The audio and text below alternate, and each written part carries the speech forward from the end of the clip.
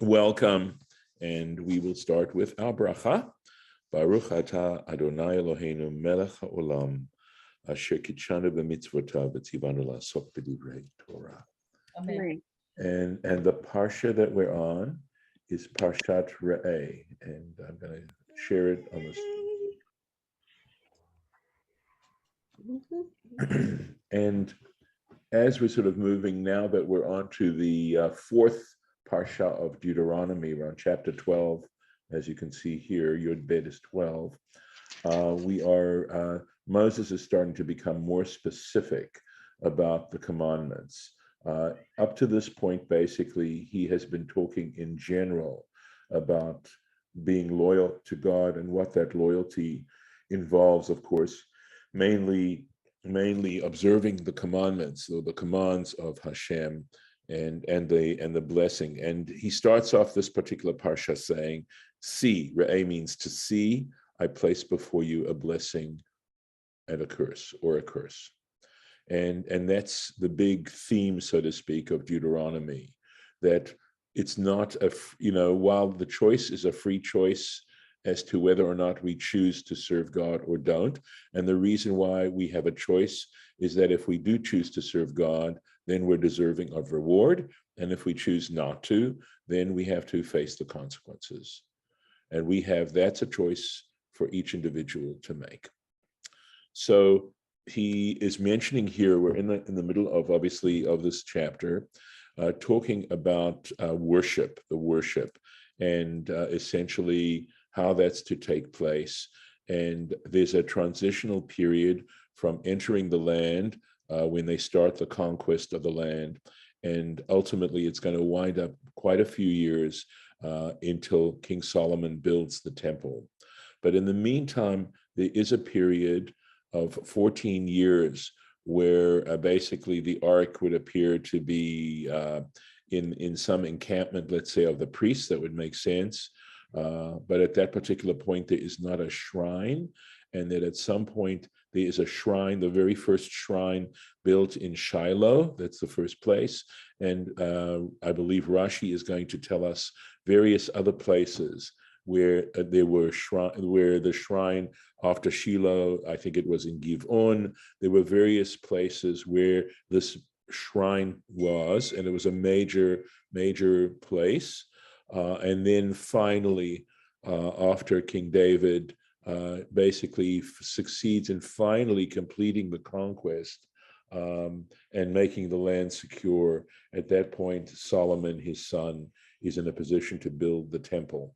And we're going to suggest these kinds of dynamics in the passages we're going to read. So just to back up here a little bit, right? So it says, Lo ta'asun, we did this last time, but it says, Lo ta'asun kein la'Hashem Elokechem, you shall not do this to Hashem. And Rashi explains, what do we mean not to do this? He says, Laktir la'shamayim b'chol makom.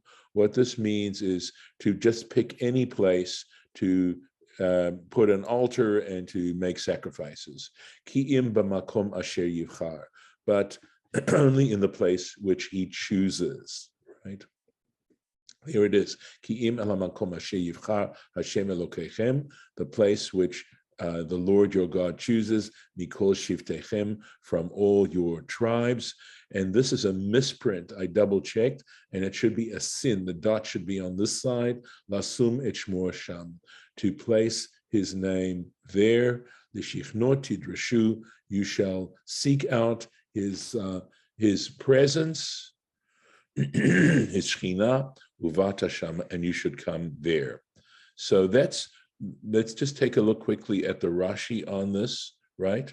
So he says, I think we don't have to go into this. It's a very good Rashi. You can look at last year's session, and you'll see that we discuss it there. So I'm looking to see. Okay, here, Leshichno tidrashu, you shall seek out his presence. I do want to look at that. Ze Mishkan Shiloh, that is referring to Shiloh. And we did get this far last year.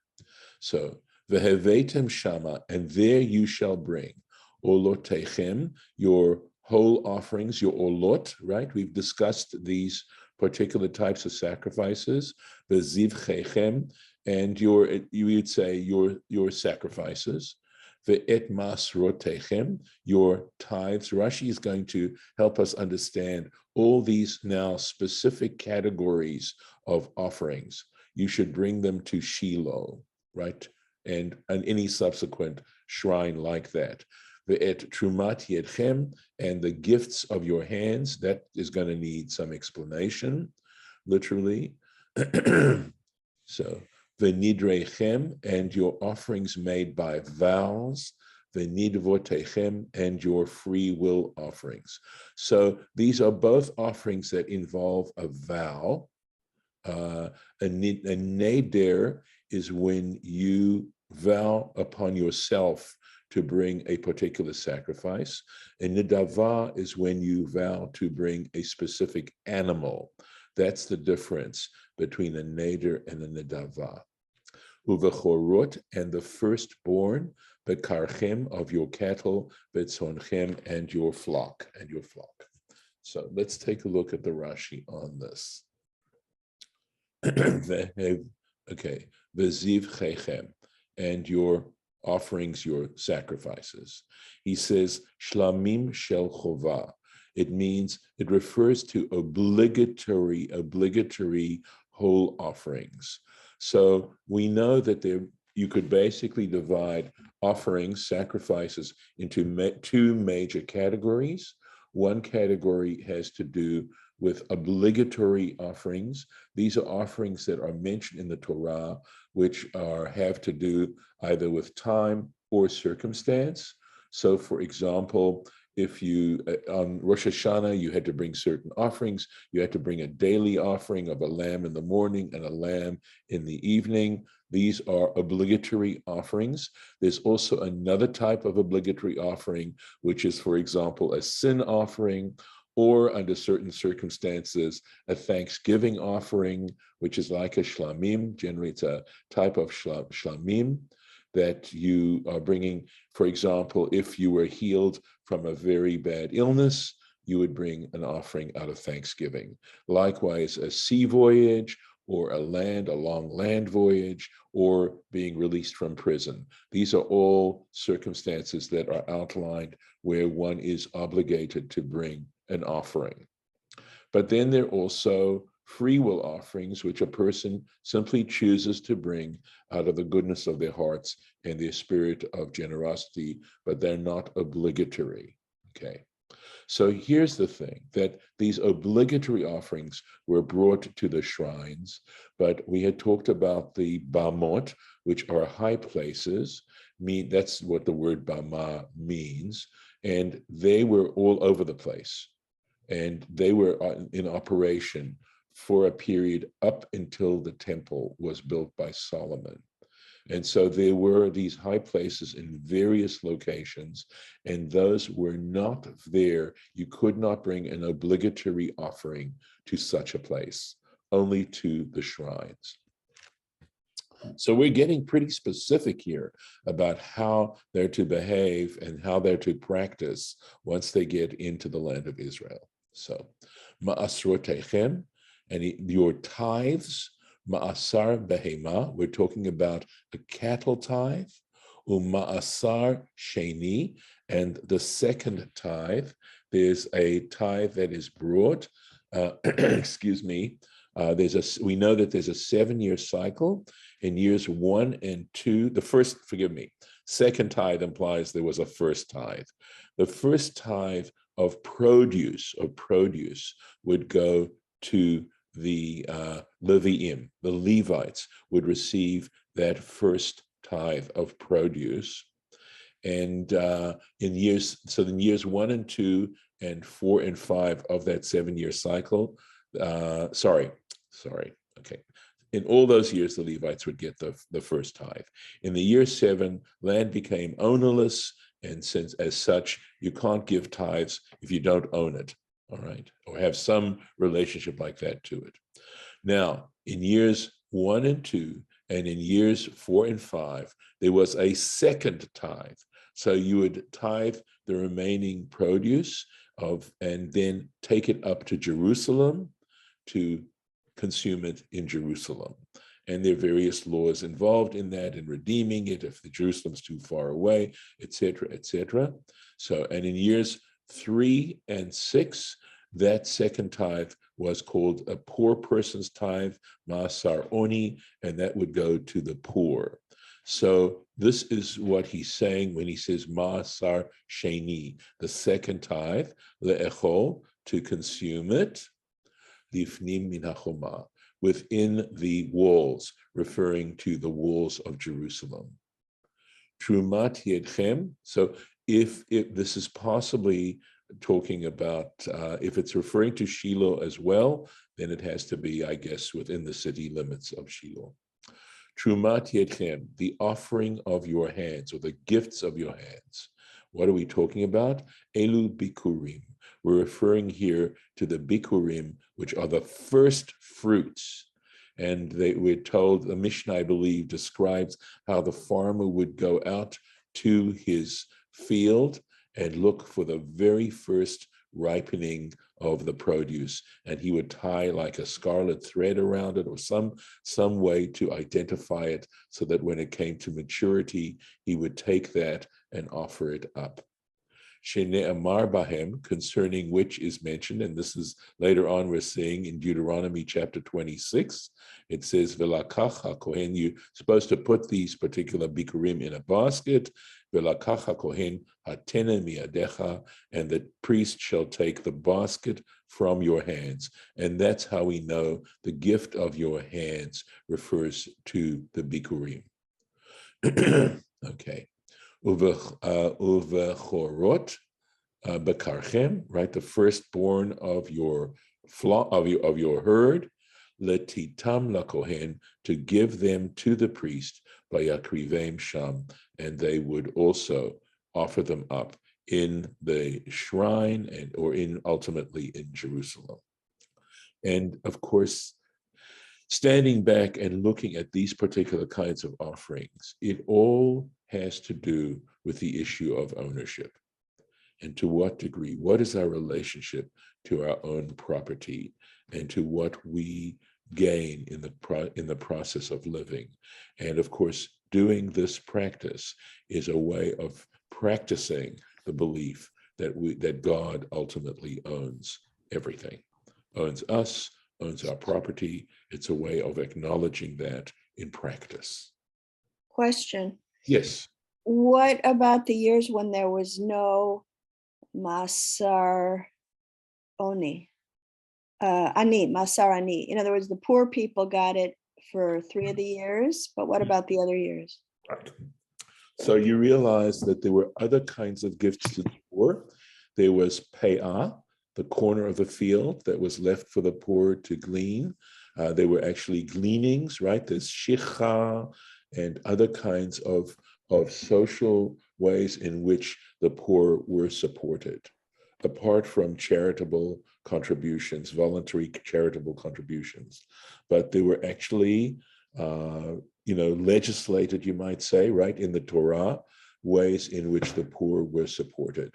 But the idea of the poor having to go out to the field to glean or to take the pe'ah, etc., is a way of also, I think, making them feel they aren't just subject of gifts, but that they also are earning what they're getting as well. So there were other ways in which the poor were in fact supported, and quite developed actually.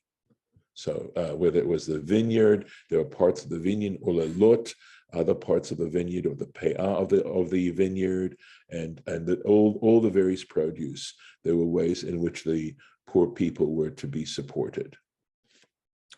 So, so accepting charity in some ways is humiliating. And I think in some ways this was a way in which they were trying to think very carefully about how to do it in a less humiliating way. Admittedly, it takes effort then, that the poor person has to go out and go and collect these particular things. But they were also communal, and this is mentioned even in the Mishnah, that there were communal charities that people contributed to, and they discuss various levels of poverty and who's entitled to what. Yes, Golda. Yeah, is the Bikurim still out of that first tithe? Is that where that's going, or is that Bikurim like every year? Okay, so remember because the seventh year, your field, your everything that you own in terms of your agricultural enterprise is ownerless. Mm-hmm. Anyone can come in and help themselves, etc., etc. Right. You can't give these particular, we could call them taxes, right? In other words, they're social obligations or community obligations. They don't apply in the seventh year. However, the Bikurim were again, they were delineated in a different way from the tithes. Tithes were, I imagine that Bikurim came first, and then what was left was tithed. So they were, and of course we also have, we've talked about the Truma, right, which was given, this is of produce that's ready to be taken to market. It's been smoothed over in the granary, and you're ready to take it to market, and you're supposed to take basically 2% is the average amount that you give. The Torah does not specify the amount, but the rabbis tried to make some idea of what was an average, what was so if you gave a little less than 2%, in other words, if you gave 1/50th was the average contribution of truma. If you could give 1/60th, that was sort of stingy, and of course you could give 1/40th, that was generous. But they tried to give you some measurement of how much to give. And that just went to the Levites that were in your area. Okay, so I'm guessing. So you didn't have to go to Jerusalem. So because there's Levites scattered everywhere. Correct, but let me clarify. Truma went to priests. Truma had a level of sanctity to it, but the Masar Rishon, the first tithe, right, which was given every single year, went to the Levites. And by the way, it mentions that the Levites had to tithe their tithe. In other words, what you gave to the Levites, they tithe themselves and then give that to the Kohanim. Gotcha. So yeah. Thank you. You bet. Excuse me. So let's go on. So clearly we're basically referring to second tithes, but regardless, you shall consume it there before the Lord your God. Sorry, sorry. And you shall rejoice b'chol mishlach yedchem, in whatever you set your hand to do. So there's great blessing involved in these practices. Atem uvatechem, you and your household. Asher beirachacha Hashem Elokecha, in as much as the Lord your God has blessed you. Right? This is this awareness of Hashem's operating and blessing us and putting us in a position to enjoy prosperity. Excuse me 1 second.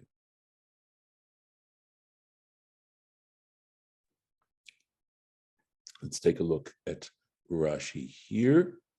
Asher beirachacha Hashem, in as much as the Hashem has blessed you. And here in the Sifrei it says, Lefi habracha, according to the blessing, have, bring. So when you prosper, be aware that you are not the sole agent of your prosperity, that you and what you have ultimately is something that God has provided, and on every kind of level. So if you're very prosperous, you have an obligation to share that prosperity and not just keep it all for yourself. Lo tasun kechol asher anachnu usim po hayom. Do not practice, do not do kachol asher, as like all which we do here today. That is going to have to be defined. All right. Ish, it goes on to say, Ish kol hayashar be'einav. Every person, that which is right in his own eyes, which to me, of course, sounds like an interpolation, I should say, of ain't no one going to tell me what to do. Doing what is right in your own eyes. So, Lord, but Rashi's going to explain. Lo ta'asun kechol asher anachnu osim. So that's the catchphrase. It's the verse in the Torah. He says musav lamala. This sentence actually is dependent. It's hanging on what is said above. Al ki atem ovrim, on what it says when it says ki atem ovrim et hayadain, for you are crossing the Jordan, etc. And what this is trying to tell you is keshet ta'avru et ha-yardain. It's got to be when you cross over the Jordan, miyad mutarim atem, you will be in fact permitted immediately lahakriv babama, to bring offerings on a high place, right? Kol yudala chana, for the entire 14 years, shel kibush, of conquest, vechiluk, and dividing up the land. Over bama, and what he's trying to say is, but with a high place in a bama, lo takrivu, you shall not offer up on this altar, right? These various altars that were around the location. Kol ma she'atim makrivim po, all that you are able to offer up here hayom, today, b'mishkan, in the Mishkan. Because we know that the Mishkan is an early version of what will ultimately be the temple. So there is a distinction to be made between a Mishkan and a Bama, and the fact that during those years of wandering, they were able to bring free will offerings and, of course, the mandatory, obligatory offerings. That was in the Mishkan. But in the Bama, right, you are not to do that. Bamishkan shehu imachem, so referring still to the Mishkan that is with you, benimshach, and it's been anointed. We know that they went over all the various parts of the Mishkan and anointed them. Vahu kasher, and so it is fit la krivmo, to offer up in the Mishkan chataot, sin offerings, va'ashamot, and guilt offerings, nidarim. That would be, of course, votive offerings. Excuse me, sorry again.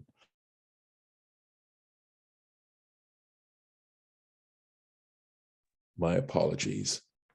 Undidavot, and these are gift offerings.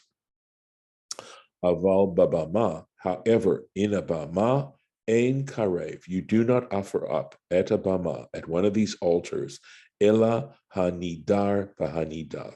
You can only offer up votive offerings and gift offerings.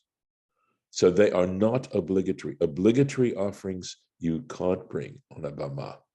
Vezehu ish, and that is what is meant by ish kol hayashar be'inav, every man that which is right in his eyes. In other words, offerings that you personally can want to bring. Nidarim v'nidavot, referring to these two types of offerings, these votive and gift offerings, she'atim nadvim, because you offer these up, you volunteer them, al yedei sheyashar be'einechem, because it sounds good, it's not obligatory, you feel a need to do this, lahaviam, to bring them. Velo al yedei chova, but not bringing them because of an obligation. Otem takrivu babama. So those, that is to say, the free will and votive offerings, otem takrivu babama, those you can bring up on a bama. So we really deconstructed this sentence in a very specific kind of way and took a lot out of this as to what it's really trying to communicate. Kilo vatim. So why can you not bring these obligatory offerings on a bama? Kilo vatim ad ata, because you have not come until now, and it's referring, crossing the Jordan, el ha-menucha, to the menucha, the rest, the el ha-nachala, and the portion, asher Hashem Elokecha noten lach, which the Lord your God gives you. Okay. So he says, Kilo vatim, for you have not yet arrived. And according to the Sifrei, Kol Otan Yud Dalet Shana. We're talking about those 14 years of conquest. Ad ata, until now, is ata generally means. However, he says kamo adain, yet. You have not yet come. Okay. El ha-menucha, that is the menucha, the rest, ze Shiloh. That is referring to Shiloh. Excuse me once again.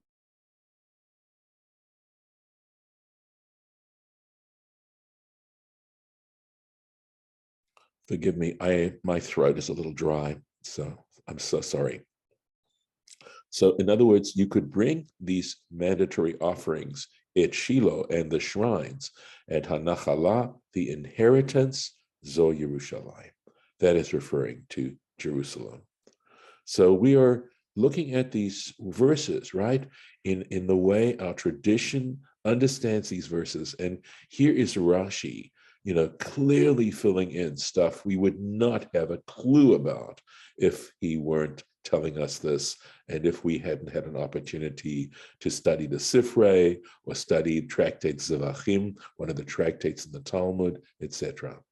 And that's, and the way Rashi's putting it is so much easier to access than looking at studying the Talmud. It is 8:05. I just realized I'm going to stop right here. Sorry. Okay. And I'm going to stop the share, and I will take a few minutes if you'd like to comment. I'll just mention that there's a neighborhood in Jerusalem called Nachlaot. Oh, really? Makes more sense now. Oh, good. Yes. Was this understandable, may I ask? I think so. All right. If I need to summarize or explain a little better, I'm happy to do that tomorrow. Because I gotta cogitate a little bit, I think. Right. Let me stop the